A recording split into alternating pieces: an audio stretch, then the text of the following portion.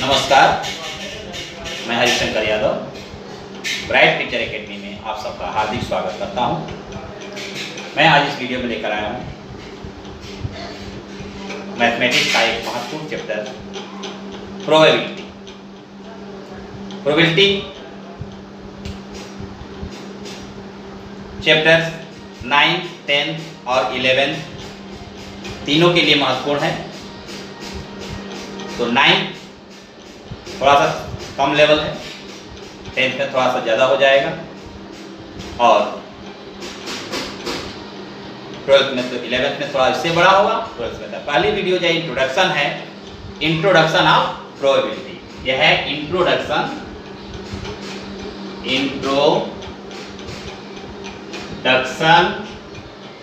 Of probability. Introduction of probability. तो आइए देखते हैं इंट्रोडक्शन ऑफ प्रोबेबिलिटी में फर्स्ट पॉइंट है इंपॉर्टेंट पॉइंट। क्या होगा? इंपॉर्टेंट पॉइंट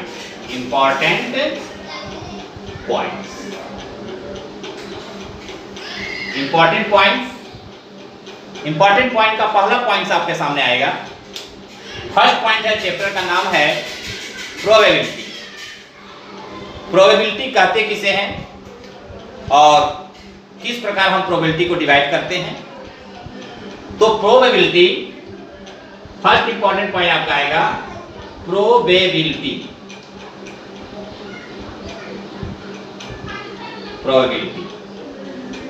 प्रोबेबिलिटी है the ratio of the number of event to the total number of possible outcomes. The ratio of the number of event to the total number of possible outcomes in a random experiment is called as the probability. It is denoted by PE. तो first point हमारे सामने आता है PE। PE को कहते हैं probability of event। probability of event. So probability of event is equal to NE upon NS। NE upon NS, this is the probability। ये probability का फॉर्मूला है कि प्रोबेबिलिटी क्या है। तो प्रोबेबिलिटी ऑफ इवेंट, NE है नंबर ऑफ इवेंट और NS है total number of possible outcomes. Total number of possible outcomes, इसे हम सैंपल स्पेस भी कहते हैं। It is also called as the sample space. तो सबसे पहले हम ये समझना चाहते हैं कि प्रोबेबिलिटी होती क्या है। पॉसिबिलिटी, प्रोबेबिलिटी का मीनिंग है पॉसिबिलिटी, यानी क्या क्या पॉसिबल है। मान लीजिए अगर हम एक डाई को थ्रो करते हैं, फेंकते हैं, तो हमारे पास क्या आता है, सैंपल स्पेस क्या बनेगा। क्या का पॉसिबिलिटी है 1 2 3 4 5 6।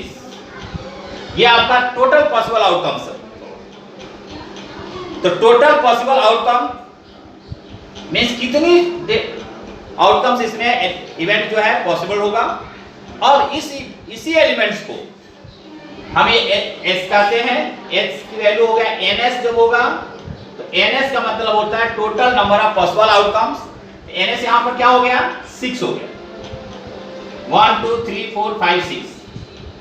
ठीक है। अब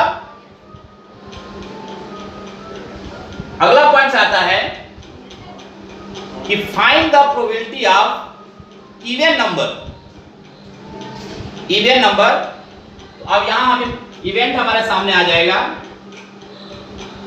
इवेंट इज इक्वल टू कितना है 2 4 एंड 6। 2 4 एंड 6 इवन नंबर हो गया। तो NE की वैल्यू कितनी हो गई, NE is equal to 3। NE is equal to 3। अब पूछा जाएगा कि find the probability of the even number. The even number probability means PE। PE is equal to, formula हमारे पास है NE अपॉन NS। P हमारे पास है NE की वैल्यू 3, ns की वैल्यू 6, इसको अगर हम काट देते हैं तो बन जाएगा 1/2। ये आपका प्रोबेबिलिटी हो गया। ठीक है, तो प्रोबेबिलिटी को समझने के लिए सबसे पहले हमें क्या फाइंड आउट करना है कि टोटल पॉसिबल आउटकम्स कितने हैं, इस एक्सपेरिमेंट में टोटल पॉसिबल आउटकम्स कितने हैं, कितने इवेंट्स हैं।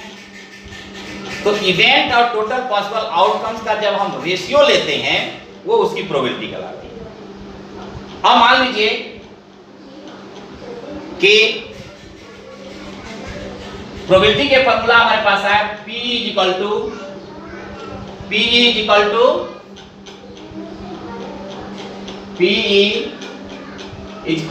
NE upon NS। यही एक ही फॉर्मूला ये पूरी प्रोबेबिलिटी में आपको रोल करेगी। P equal to NE upon NS। अब फिर से एक बार प्रोबेबिलिटी का हम परिभाषा देते हैं कि प्रोबेबिलिटी क्या है, the ratio of the number of event to the total number of possible outcomes in a random experiment is called as probability. Simple परिभाषा है, the ratio of the number of event to the total number of possible outcomes in a random experiment is called as the probability. Clear? और random experiment क्या होता है? अब point आ गया हमारे सामने कि रैंडम एक्सपेरिमेंट क्या है, what is mean by random experiment. तो random experiment, the experiment having outcome keep changing again and again is called as random experiment. Random का मतलब होता है कि हम जितने एक्सपेरिमेंट करते हैं उसके आउटकम हमेशा क्या होते हैं, चेंज होते हैं। जैसे मान लीजिए कॉइन को हम टॉस करते हैं, कभी हेड आएगा, कभी टेल आएगा, कभी हेड आएगा, कभी टेल आएगा, तो आउटकम हमेशा चेंज होता रहेगा। अब इसको हम एक रैंडम एक्सपेरिमेंट कर सकते हैं। लेकिन इसी पर अगर हम कहेंगे एक कॉइन लेकर के उसके ऊपर हेड दोनों साइड लिख दिया और टॉस करते रहेंगे तो हमेशा हेड हेड हेड हेड आता रहेगा। जब हमेशा हेड हेड आता रहेगा तो वो हमारी रैंडम एक्सपेरिमेंट नहीं कहलाएगा। तो रैंडम एक्सपेरिमेंट का परिभाषा यही है, the experiment having outcome keep changing again and again is called as random experiment. तो अब हमारे पास दो पॉइंट मिल गए, इंपॉर्टेंट पॉइंट का दो पॉइंट हमारे सामने आ गया। फर्स्ट पॉइंट हमारा है probability, first point probability,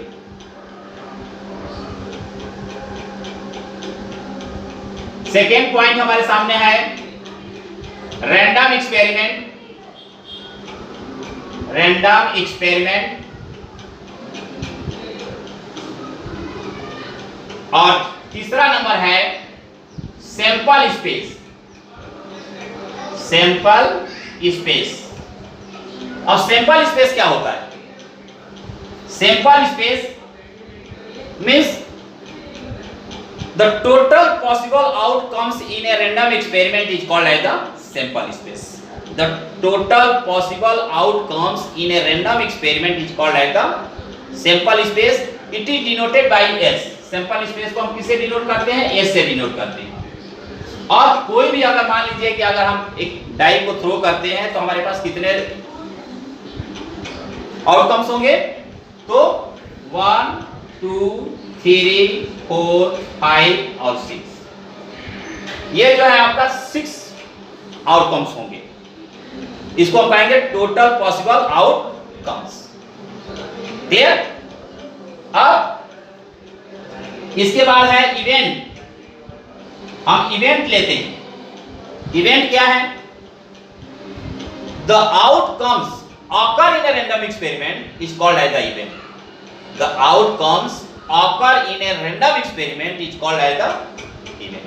Event वो होता है जो हम एक्सपेरिमेंट करते हैं, जो हमारा रिजल्ट आता है।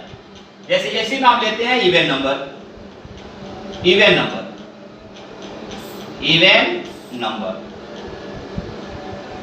अब इवेंट नंबर हमारा क्या है? ये इवेंट हो गया। अब इवेंट नंबर इसमें कितने हैं? 2 4 6, 2 6 और 2 4 और 6, ये आपका इवेंट हो गया। ये हो गया sample space total possible outcomes. अब इसके बाद हम यहां इसी पर हम देखते हैं कि NE कितना हो गया, NS कितना हो गया। तो NS is equal to 6, 1 2 3 4 5 6। NE is equal to कितने हो गए 3। अब हम P फाइंड करना है। P is equal to NE upon NS। अब हमारे पास होगा 3/6 इज इक्वल टू 1/, ये हमारी आपकी क्या हो गई प्रोबेबिलिटी हो गई। तो इस पॉइंट्स पे हमें यही ध्यान रखना है कि पहले प्रोबेबिलिटी है क्या चीज, प्रोबेबिलिटी कहते किसको हैं, और प्रोबेबिलिटी में कितने पॉइंट्स हैं जो आपको इंपॉर्टेंट हैं। तो फर्स्ट पॉइंट आपके सामने आता है probability, the ratio of the number of event to the total number of possible outcomes in a random experiment is called as the probability. It is denoted by PE. Formula हमारे पास है PE is equal to NE upon NS, where NE is equal to number of event, NS is equal to total number of possible outcomes, और P is equal to probability of event। ये चीज clear होगा। तो probability का base है, ये basic points है, हम कैसे प्रोबेबिलिटी फाइंड कर सकते हैं और प्रोबेबिलिटी हमारे साथ कितना यूजफुल है। बहुत से वीडियो, इसके 2-3 वीडियो आपके सामने आएंगी। इस वीडियो में मैंने आपको प्रोवाइड करूंगा कि क्या क्या फार्मूला होता है जो हम प्रोबेबिलिटी को फाइंड कर सकते हैं। तो अब प्रोबेबिलिटी में हमारे पास 3 महत्वपूर्ण पॉइंट हो गए जिसका मेंशन मैंने आपको किया। Probability of event, probability random experiment और नंबर ऑफ इवेंट और टोटल पॉसिबल आउटकम्स।